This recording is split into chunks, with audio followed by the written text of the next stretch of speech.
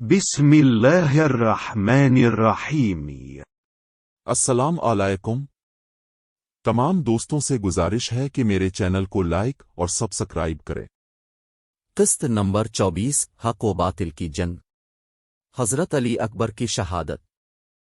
جب اہل نبوت کے علاوہ باقی لوگوں نے ایک کر کے شہادت کا پیالہ پیا تو بنی ہاشم اور اہل بیت میں سب سے پہلے امام علی مقام کے سامنے پیش ہوئے۔ اب کے جگر نورانی حضرت علی اکبر رضی اللہ عنہ نے رسول اللہ صلی اللہ علیہ وسلم کی شبی کے پاس کھڑے ہو کر میدان جنگ میں جانے کی اجازت چاہی۔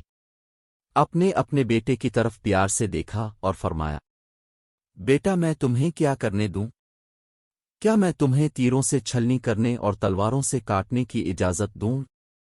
کیا میں تمہیں خاک و خون میں غلطیاں کرنے دوں؟ بیٹا مت جاؤ، مجھے مارنے کے بعد وہ کسی کو کچھ نہیں کہیں گے۔ علی اکبر نے کہا، بابا جان، میں تمہارے بعد جینا نہیں چاہتا، جنت میں نانا جان کے پاس لے چلو۔ وہ پیارا بیٹا جس کی کبھی کوئی خواہش نہ تھی جو پوری نہ ہوئی ہو، لیکن آج وہ گردن کاٹ کر خاک و خون میں لوٹنے کی اجازت مانگ رہا ہے۔ میں اجازت کیسے دے سکتا ہوں؟ بیٹے کا اصرار بڑھ گیا تو امام علی مقام کو اجازت دینا پڑی۔ جب حضرت علی اکبر میدان جنگ میں جانے کے لیے تیار ہوئے تو امام نے خود اپنے بیٹے کو گھوڑے پر سوار کیا۔ اسلحے کو اس کے مبارک ہاتھ سے رکھا جاتا ہے، اس کے سر پر اسٹیل کی ٹوپی ہاتھ سے رکھی جاتی ہے۔ تلوار اٹھائی گئی اور اس کے مقدس ہاتھ سے نیزہ ان کے حوالے کیا گیا۔ بیٹے نے خیمے میں کھڑے اپنے باپ اور دکھی بچوں کو سلام کیا اور میدان جنگ کی طرف چل دیا۔ یہ 18 سالہ حسین نوجوان جس کا حسین چہرہ دو عالم صلی اللہ علیہ وسلم کے جمال جہاں آرا کا خطبہ پڑھ رہا تھا، اور جن کے آنسو حبیب کبر علیہ السلام کے حسن کی یاد دلاتے تھے، کارزار میں سمیدان پہنچ گئے۔ اسد اللہ شیر دشمن کی صفوں کی طرف دیکھا۔ ذوالفقار حیدری جھوم اٹھے اور یہ اشعار کہنے لگے، اے یزید جان لو کہ میں علی اکبر ہوں، میرے والد کا نام حسین ہے جو فتح خیبر علی حیدر کے بیٹے ہیں، اور کان کھول کر سن لو کہ ہم اہل بیت رسالت ہے، ہم سے زیادہ پیارے رسول صلی اللہ علیہ وسلم کے قریب کوئی نہیں ہے۔ خدا کی قسم ابن زیاد ہم پر حکومت نہیں کر سکے گا۔ اب دیکھیں گے کہ آج میں اپنے والد کا دفاع کیسے کروں۔ جب شہزادہ علی وقار نے اس آیت کی تلاوت کی تو انہیں لگا کہ میدان کربلا کا ایک ایک پتا اور صحرا کوفہ کا ایک ایک ذرہ کانپ اٹھا، لیکن یزیدی فوج کے دل پتھر سے زیادہ سخت تھے، ان کا کوئی اثر نہیں ہوا۔ حضرت علی اکبر نے پھر فرمایا، اے ظالمو، اگر تم رسول اللہ صلی اللہ علیہ وسلم کی اولاد کے خون کے پیاسے ہو تو اپنے میں سے سب سے بہادر آدمی کو میدان میں بھیج دو۔ یہ تھا کہ وہ آگے بڑھتا اور جس کا دل تھا کہ اس شیر کے سامنے اکیلا آ جائے۔ جب بار بار چیلنجوں کے باوجود کوئی آگے نہ آیا تو خود آگے بڑھ کر دشمنوں پر حملہ آور ہوئے۔ یزیدی فوج نے جس طرف بھی رخ کیا وہ پھٹ گیا اور ایک ہی جھٹکے میں کئی نوجوانوں کو موت کے گھاٹ اتار دیا۔ اس نے فوج کے میمنے پر حملہ کر کے اسے منتشر کر دیا، اور کبھی وہ پلٹ کر فوج پر حملہ کرتا اور اس کی صفوں میں خلل ڈالتا دیا۔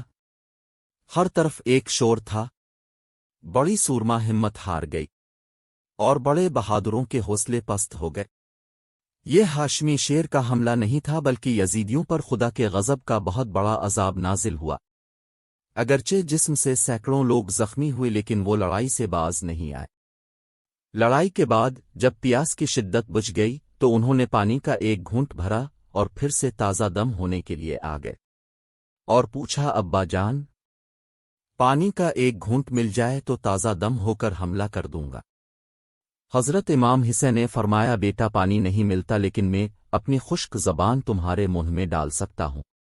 حضرت علی اکبر نے فرمایا۔ اس نے امام حسین کی خشک زبان کو چوس لیا اور پھر میدان میں جا کر پکارا، کوئی ہے جو میرے سامنے آئے۔ عمر بن سعد نے طارق بن شیس پہلوان سے کہا کہ شرم کی بات ہے کہ ایک جوان میدان میں اکیلا ہو اور تم ہزاروں میں ہو۔ اس نے پہلی بار للکارا اور جب تم میں سے کوئی نہ گیا تو خود آگے آ کر حملہ کر دیا۔ اپنی صفوں میں خلل ڈالنا، وہ بھوکا پیاسا ہے اور دھوپ میں لڑتے لڑتے تھک گیا ہے۔ اس کے باوجود وہ آپ کو چیلنج کیا گیا ہے، لیکن تم میں سے کوئی اس کا مقابلہ کرنے کی طاقت نہیں رکھتا۔ آپ کی بہادری کے دعووں پر شرم آتی ہے۔ غیرت ہے تو میدان میں پہنچ کر اس سے لڑو اور اس کا سر کاٹ دو۔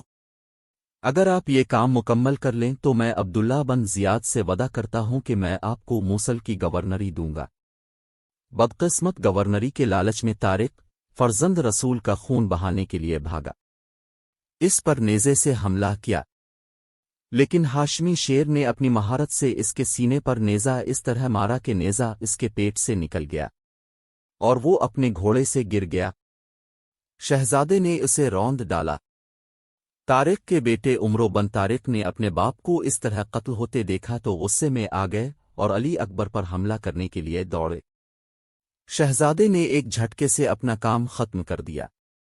اب طارق طلحہ بن طارق کا دوسرا بیٹا اپنے باپ اور بھائی کا بدلہ لینے کے لیے شہزادے پر ٹوٹ پڑا، لیکن علی اکبر نے جلد ہی اسے موت کے گھاٹ اتار دیا۔ شہزادے کے خوف سے پوری یزیدی فوج شکست کھا گئی۔ ابن سعد نے ایک مشہور بہادر میسرہ بن غالب کو جنگ کے لیے بھیجا۔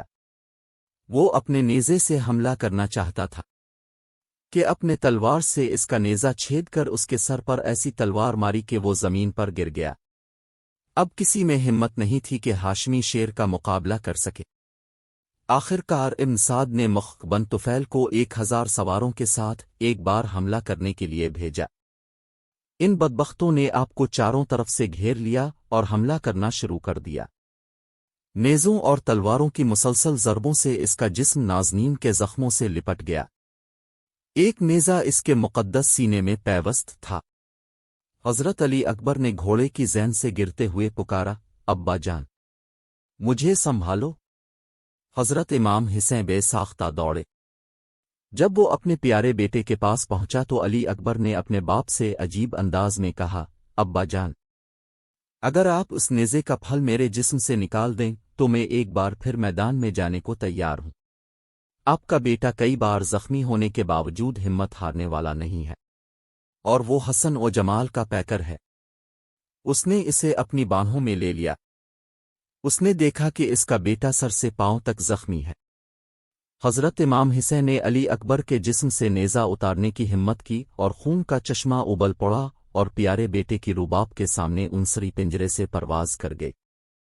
ہو گیا، ہم اللہ کے ہیں اور اسی کی طرف لوٹ کر جانا ہے۔ اس واقعہ کے وقت امام عالی مقام کی عمر 56 سال 5 ماہ اور 5 دن تھی۔ اس وقت تک اب کے سر پر ایک بھی سفید بال نہیں تھا اور مبارک دانے تھے۔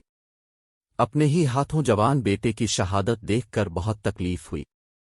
افسوسناک طور پر ثابت ہوا کہ میت کو میدان جنگ سے خیموں تک لے جانے کے اس مختصر وقفے میں اب کا سر اور روزہ مبارک کے بال سفید ہو گئے تھے۔